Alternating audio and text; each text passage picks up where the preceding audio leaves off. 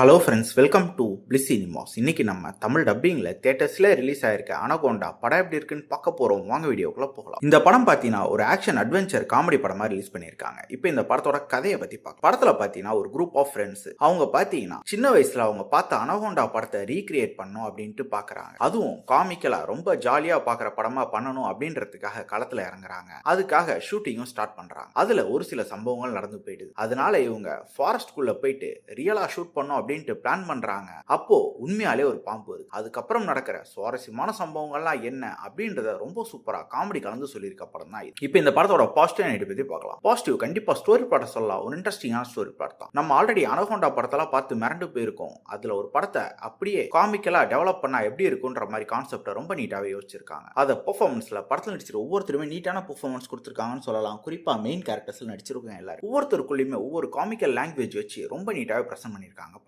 படத்துல வர காமெடி போர்ஷன்ஸ்ல அங்கங்க ஒர்க் அவுட் ஆயிருக்கு. ஆனா என்ன இன்னும் கூட பெட்டரா பண்ணிருக்கலாம்ன்ற மாதிரி தான் இருந்தது. டெக்னிக்கலி படம் சவுண்டாவே இருந்தது. சினிமோட்டோகிராஃபி, சவுண்ட் எஃபெக்ட்ஸ், பிஜிஎம் எல்லாமே நல்லாவே பண்ணி கொடுத்திருந்தாங்க. விஎஃப்எக்ஸ், சிஜி எல்லாம் அந்த அனகோண்டாவை சூப்பராவே காமிச்சிருந்தாலும் ஒரு சில இடத்துல பிசுறு தட்டதா செஞ்சது. இன்னும் பெட்டரா பண்ணி இவங்க அந்த பாம்பு கிட்ட மாட்டிக்கிற சீக்வன்ஸையும் ரொம்ப சூப்பரா காமெடியா கிரியேட் பண்ணிருக்காங்க. அதெல்லாம் பார்க்கறதுக்கு நல்லாவே. ஸ்கிரீன் பிளேஸ் பார்த்தீங்கன்னா கண்டிப்பா ஒரு காமிக்கலா ரொம்ப நீட்டாவே எழுதின ஸ்கிரீன் பிளேவா தான் இருக்கு. ஆனா என்ன இந்த ஜானரை காமெடி மூலியமா ட்ரை பண்ணும் அப்படின்னு நினைக்கிறவங்களுக்கு இந்த படம் ஒர்க் அவுட் ஆகும். இதே அட்வென்ச்சரா பார்க்கணும்னு நினைக்கிறவங்களுக்கு கொஞ்சம் கஷ்டம். மொத்தத்தில் பார்த்தீங்கன்னா இது ஒரு ஒன் டைம் வாட்சபிள் படம் தான். வேணும்னா ட்ரை பண்ணி பாருங்க. இன்னொரு வீடியோவில் சந்திக்கலாம்.